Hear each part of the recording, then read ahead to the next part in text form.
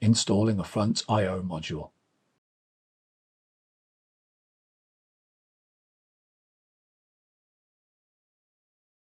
To install the front I/O module, insert the right side of the front I/O module into the hole in the chassis.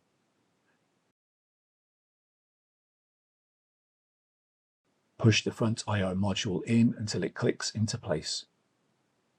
Connect the respective cables to the front I/O module connector and the front USB connector on the system board.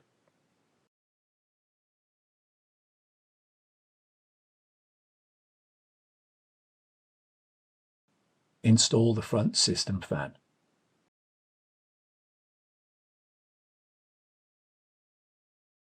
Install the front bezel.